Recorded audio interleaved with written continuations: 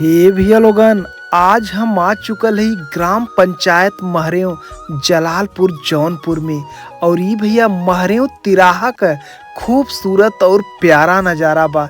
हे भैया लोगन, ई देखा महरेव तिराहा से जोन पश्चिम दिशा में रोड जात हो भैया न, ई रोड सीतम सराय बाजार से होते हुए मड़ियाहू चल जाई।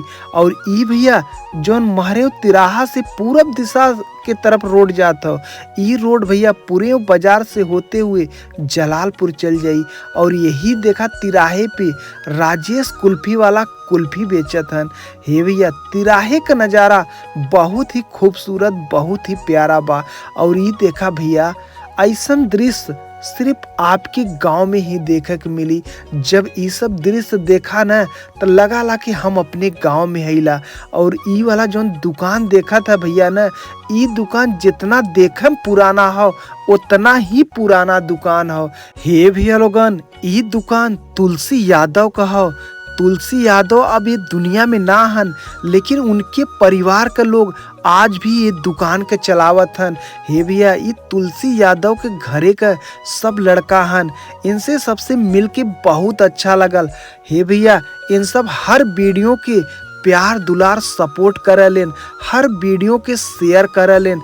इन सब कहन, हे भैया आप महरेव तिराहे के वीडियो बनावा। और ये जोन घर दिखत हो भैया ना, ये भीम यादव का घर हो और हमार बड़ा पुराना मित्र हन। और प्रेम व्यवहार का बहुत ही अच्छा हन। हे भैया लोगन, महरेव तिराहा से थोड़ा से आप पूरब दिशा में जाइए, तब तक ये पुल पड़ जाई।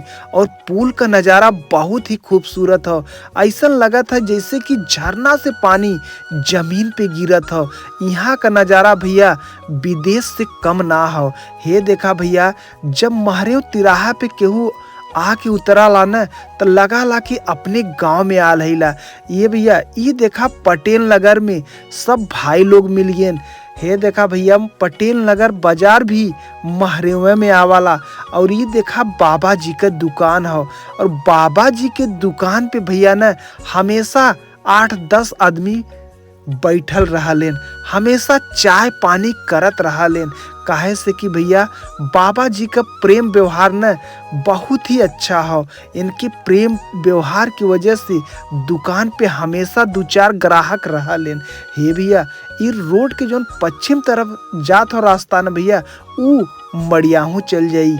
हे भैया लोगन, महरेव तिराहा से उत्तर दिशा में जोन रोड जात हो भैया न, ये रोड आपके लेके जाई आशापुर नहोरा। हे भैया, महरेव तिराहा पे ये दुकान रमेश भैया का हो। और ये दुकान भैया बहुत पुराना दुकान हो। ये दुकान में आपके चाय पान मीठा समोसा लड्डू हर एक प्रकार का खाए पिए वाला चीज मिल जाई। हे भैया, दुकान बहुत पुराना हो। जब हम सब हाई स्कूल का पेपर देत रहे न भैया, तो यही दुकाने पे 2 लड्डू 2 समोसा खा के पानी पियल जाए। हे भैया, ये देखा मार साहब बैठल हन। और महरेव तिराहा का नज़ारा बहुत ही खूबसूरत, बहुत ही प्यारा हो। ये भैया विश्वकर्मा जी का दुकान हो। केहू के हसुआ खुरपी फरगावे के रहा न, तेनही के दुकाने आवलेन।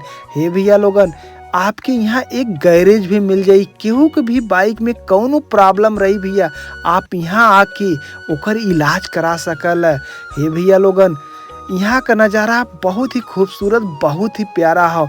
हे भैया लोगन, वीडियो अच्छा लगल होए तो वीडियो के शेयर जरूर करिए। फॉलो न करे हुआ तो फॉलो कैल भैया, हमहू गाँवपुर से है मालिक।